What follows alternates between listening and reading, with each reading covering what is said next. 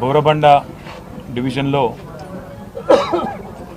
మరి జూబ్లీహిల్స్ శాసనసభ్యులు మాగంటి గోపీనాథ్ గారితో కలిసి ఈ డివిజన్ అభివృద్ధి కోసం, నియోజకవర్గ అభివృద్ధి కోసం అనుక్షణం తపనబడిన నాయకుడు, ఈ ప్రాంత ప్రజల కోసం, ఇక్కడ ఉండే సమస్యల పరిష్కారం కోసం మరి ఎప్పటికప్పుడు ఆరాటపడ్డ నాయకుడు సోదరుడు మొహమ్మద్ సర్దార్ గారు. కాంగ్రెస్ ప్రభుత్వం వచ్చినాక పరిస్థితి ఎట్లా మారిపోయింది అంటే, పేదల మీదనే జులుం చేయడం, గరీబోళ్ళు ఎక్కడుంటే అక్కడ నువ్వు వస్తే మా పార్టీలోకి రా, లేకపోతే నీ అంతు చూస్తామనే విధంగా వాళ్ళ అరాచకం పూర్తి స్థాయిలో విశృంఖలంగా విజృంభించి ఎక్కడికక్కడ మరి అధికారాన్ని అడ్డం పెట్టుకొని అధికారం మత్తులో ఇవాళ కాంగ్రెస్ నాయకులు, ఇక్కడ ఉండే కార్పొరేటర్లు, ఇక్కడ ఉండే కాంగ్రెస్ చోటామోటా నాయకులు అందరూ కూడా రేవంత్ రెడ్డి బాటలోనే ప్రయాణం చేస్తూ ఉన్నారు. ఇవాళ హైడ్రా అనే ఒక దందా మోపు చేసినారు హైదరాబాద్లో. ఏంది హైడ్రా? హైడ్రా అంటే రేవంత్ రెడ్డి రెడ్డికుంటలో ఇల్లు కట్టుకుంటే కూలగొట్టది. రేవంత్ రెడ్డి అన్న తిరుపతి రెడ్డి FTLలో ఇల్లు కడితే కూలగొట్టది. రేవంత్ రెడ్డి గారి మనుషులు, ఆయన పార్టీలో ఉండే ఎమ్మెల్యేలు, మంత్రులు, వాళ్ళ ఇండ్లు బఫర్ జోన్లో ఉన్నా, FTLలో ఉన్నా, చెరువు మధ్యలో కట్టినా హైడ్రాక్ గనలబడది. కానీ అదే గరీబోడు కుటుంబం సైజు పెరిగి ఒక ఫ్లోర్ ఎక్కువ వేసుకున్నా, లేదా కొద్దిగా ముంగటికి వచ్చినా ఇవాళ చిన్న చిన్న గల్లీలల్లో ఎక్కడైతే కనీసం ఒక ఆటో కూడా చక్కగా రాదో ఆ గల్లీలలోకి వచ్చి ఆ గల్లీలల్లో ఇలా గరీబోళ్ళ మీద ప్రతాపం చూపెట్టి విచ్చలవిడిగా ఎక్కడికక్కడ హరాస్మెంట్ చేస్తూ ఉన్నది ఈ ప్రభుత్వం. ముఖ్యంగా అటు GHMCని ఇటు హైడ్రాని అడ్డం పెట్టుకొని ఇలా రేవంత్ రెడ్డి నుంచి మొదలు పెడితే కింద ఉండే చోటా మోటా చిన్న చిత్కా లీడర్ల దాకా హైడ్రా అంటేనే ఒక బ్లాక్మెయిల్ దందాలాగా మారిపోయింది. అట్లా ఈరోజు ఇక్కడ సర్దార్ మృతికి కూడా కారణం కేవలం కాంగ్రెస్ ప్రభుత్వం యొక్క హరాస్మెంటు, వీళ్ళ యొక్క దుర్మార్గ విధానాలు తప్ప ఇంకోటి కానే కాదు. ఇప్పుడు శ్రీనివాస్ యాదవ్ గారు ఒక మాట అన్నారు, 10 ఏళ్లలో తెలంగాణ వచ్చిన తర్వాత కేసీఆర్ గారు చేసిన పని ఏంటంటే హైదరాబాద్లో ఇక్కడ ఉండే గరీబోళ్లకు పట్టాలు ఇచ్చిండు. ఇక్కడ ఉండే గరీబోళ్లకు 1,00,000 మందికి జీవో నంబర్ 58 కింద ఉచితంగా పట్టాలు ఇచ్చి మీరుండాలి, బాగుండాలి, మీ పిల్లలు బాగుండాలి, మీ భవిష్యత్ తరాలు బాగుండాలని చెప్పి చూసింది కేసీఆర్ నాయకత్వం. నోటరీ ప్రాపర్టీస్, ఇప్పుడే మా కార్పొరేటర్లు ఇద్దరు దేదీప్య గారు, రాజ్ కుమార్ చెప్తా ఉన్నారు, అన్న ఇవన్నీ నోటరీ ప్రాపర్టీస్ అని. నోటరీ ప్రాపర్టీస్ని కూడా రెగ్యులరైజ్ చేస్తేందుకు, ఎందుకంటే హైదరాబాద్లో ఓల్డ్ సిటీలో కానీ స్లమ్స్లో కానీ, హైదరాబాద్లో 1400 స్లమ్స్ ఉన్నాయి. ఈ స్లమ్స్లో చాలా చోట నోటరీ మీదకి వెళ్ళి ఉంటాయి డాక్యుమెంట్స్. ఆ నోటరీ ప్రాపర్టీస్ని కూడా రెగ్యులరైజ్ చేసేందుకు కేసీఆర్ ప్రభుత్వం ఉన్నప్పుడే మేము క్యాబినెట్లో నిర్ణయం తీసుకొని కార్యక్రమం కూడా మొదలుపెట్టినాం. ఇలా రేవంత్ రెడ్డికి ఏమైనా బుద్ధి ఉంటే, ఆయన ప్రభుత్వానికి ఏమైనా పేదల పట్ల ప్రేమ ఉంటే చేయాల్సిన పని ఏంది? ఈ నోటరీ ప్రాపర్టీస్ని కూడా రెగ్యులరైజ్ చేయాలి. రెగ్యులరైజ్ చేసి వాళ్ళకు ఒక భరోసా కల్పించాలి. అవసరమైతే ఆ భూహారతో ఏదో తెచ్చిరు కదా, అందులో పెట్టి మేము చేసిన దానికంటే ఒక రవ్వ ఎక్కువ చేయాలి పేదోళ్ళకు. కానీ నువ్వేం చేస్తున్నావు?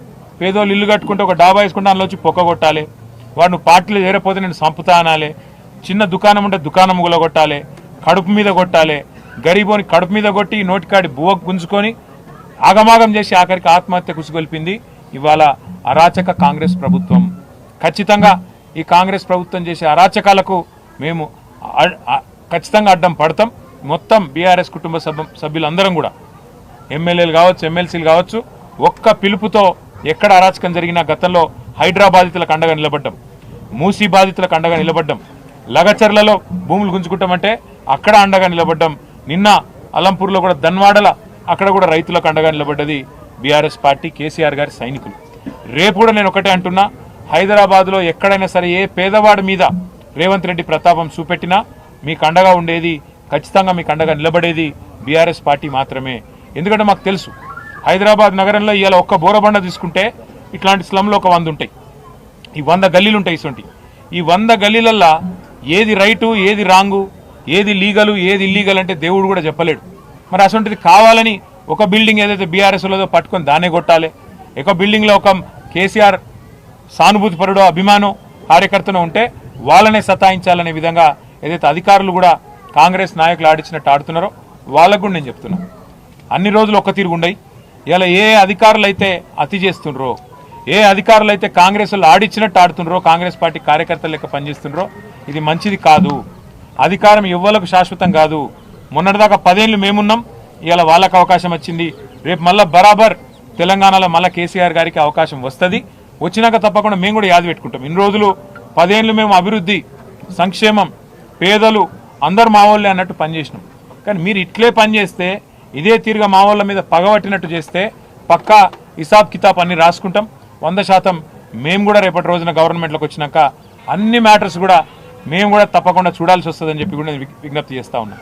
आज हमारे जो मोहम्मद सरदार हैं भाई, उनको इतना हरास किया गया, उनके साथ इतना जुल्म किया गया, उनके कारोबार पे, उनके घर पे, और वजह एक ही था, उनकी गलती एक ही थी कि इलेक्शन में हारने के बावजूद आज केसीआर साहब के साथ मैं रहता हूँ, इसी पार्टी में मैं जन्मा और इसी पार्टी में मैं आखिरी दम तक रहूँगा बोल के आज सरदार जो एक फैसला लिए, उस वजह से आज उनको इतना हरासमेंट करके उनको मजबूर करे खुदकुशी करने पे। मैं यहाँ के जितने भी अफसर हैं जीएचएमसी के और बाकी अफसर हैं, मैं उनसे रिक्वेस्ट भी करना चाहता हूँ, सत्ता सरकार किसी एक का नहीं होता, हमेशा वो तो बदलते रहता। आप गलती मत करो, कांग्रेस वालों के दबाव में आके, कांग्रेस वालों के कोशिशों में आके, आप भी साजिशों में आके आप भी शामिल होके गलती मत करो। अगर गलती करेंगे तो 3 साल बाद फिर केसीआर की हुकूमत आती, केसीआर साहब की सरकार आती। हम लोग अभी हर चीज़ का हिसाब किताब रख रहे हैं, ये अच्छी बात नहीं है। क्योंकि अगर आप एक बोराबंडा आएंगे आज, यहाँ पे कम से कम 100 ऐसे गली दिखेंगे आपको जिसमें आप बता भी नहीं पाएंगे कि कौन सी बिल्डिंग किसकी है और कौन चीज़ क्या है। यहाँ पे नोटरी प्रॉपर्टीज़ काफ़ी ज़्यादा है। कोशिश हमने की थी नोटरी प्रॉपर्टीज़ के वास्ते, केसीआर साहब जब थे 1 लाख पट्टा तो हम दे दिए जियो नंबर 58 के अंडर हैदराबाद में। साथ ही साथ हमने कोशिश शुरू कर दी थी कि धरनी के अंडर ये नोटरी प्रॉपर्टीज को भी रेगुलराइज किया जाए। अगर रेवंत रेड्डी को और कांग्रेस को गरीबों की तरफ उनको अगर कुछ हमदर्दी है, गरीबों के लिए कुछ उनके दिल में जगह है, तो आपको क्या करना चाहिए, ये सारे नोटरी प्रॉपर्टीज को आप रेगुलराइज करो जल्द से जल्द। ये नहीं कर रहे हो आप, उल्टा आप आके ये नोटरी है, ये ऐसा है वैसा है बोल के गरीब जो है, जो 2 लोग 3 लोग 4 लोग उनके फैमिली के साथ एक जगह रह रहे हैं, उसको आप तोड़ने की कोशिश कर रहे हो, उनके पेट पे मारने की कोशिश कर रहे हो। ये बिल्कुल गलत है। मैं कांग्रेस हुकूमत से, खास राहुल गांधी साहब से भी मैं पूछना चाहता हूँ, आप बार बार कहते हो मोहब्बत की दुकान, आप कहते हो कि यूपी में बुलडोजर राज चल रहा, यूपी में गरीबों के साथ जुल्म किया जा रहा। आज यहाँ पे तेलंगाना में क्या हो रहा आप देखिए, हाइड्रा के नाम पे आपकी कांग्रेस की हुकूमत क्या कर रही है आप देखिएगा, समझने की कोशिश करिए। हर गरीब के पीछे आपकी हुकूमत यहाँ पे पड़ गई। रेवंत रेड्डी की जो मकान है कोडंगल में, जो रेड्डी कुंटा में है, रेड्डी कुंटा मतलब एक तालाब, उसको कोई नहीं टच करता। उसका भाई तिरुपति रेड्डी का मकान यहाँ पे, वो एक आलीशान बंगला है, मकान नहीं बंगला, आज FTL में है, तालाब में है, उसको कोई नहीं छूता। साथ ही साथ पटनम महेंद्र रेड्डी, पुंगुलेटी श्रीनिवास रेड्डी, इनके पूरे मकान और आलीशान महल तालाब के अंदर है, FTL के अंदर है, उसको भी कोई नहीं छूता। पर आज गरीब जो भी है उसके साथ इतना जुल्म किया जा रहा है। राहुल गांधी साहब, क्या यही है आपकी मोहब्बत की दुकान?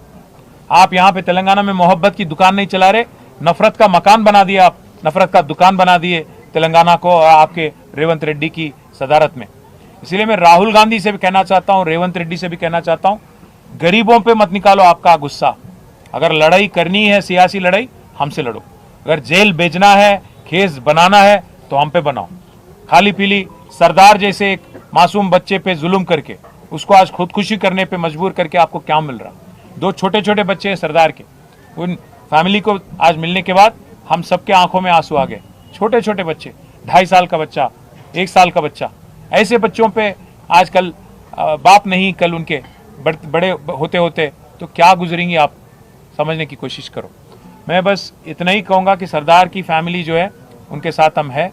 दोनों बच्चों के नाम पे आज 5-5 लाख रुपए का फिक्स डिपॉजिट भी हम करें उनकी तालीम के वास्ते, आगे जाके उनकी फ्यूचर के वास्ते। और साथ ही साथ जो जुल्म किया गया उनके कारोबार को तोड़ के उनके घर पे भी आके, उसके लिए भी एक्स ग्रेशिया हम पार्टी की तरफ से हम ही देंगे। और सरदार की फैमिली हमारी फैमिली है, सरदार की फैमिली BRS की फैमिली है, उनके साथ आखिरी दम तक रहेंगे, उनकी पूरी तरह से हिफाजत और देखभाल हम करेंगे। उनकी भाई छोटे भाई इब्राहिम है, उनको भी हमने आज यकीन दिलाया कि आपके कारोबार के वास्ते हम सबके नंबर भी हम दे के आए वहाँ पे, श्रीनिवास यादव साहब के, श्रावण साहब के, हमारे श्रीनिवास रेड्डी MLC साहब के, विष्णु भाई, सोहेल साहब, महमूद अली साहब, सबके नंबर दे के आए कि भाई कोई भी ज़रूरत है तो आप फ़ोन करिएगा। ऐसा नहीं है कि मागंटी गोपीनाथ गुजर गए मतलब हम यहाँ पे कोई ऐसा नहीं फील करिएगा कि आपके लिए देखभाल करने के लिए कोई लीडर नहीं है। पूरा पार्टी आपके साथ है और गोपी साहब की जो कमी है वो महसूस नहीं होने देंगे। हम सब आपके साथ रहेंगे, ये यकीन दिलाते हुए सरदार की फैमिली को जब तक इंसाफ नहीं मिलती तब तक हमारी लड़ाई जारी रहेगी। कोर्ट भी जाएंगे क्योंकि पूरा कागज ऑलरेडी तैयार है और FIR भी ऑलरेडी हो चुका है। अगर कार्रवाई नहीं करती और इंसाफ नहीं मिलती पुलिस के तरफ से और हुकूमत की तरफ से, हाई कोर्ट भी जाएंगे और ज़रूरत पड़ा तो सुप्रीम कोर्ट भी जाएंगे।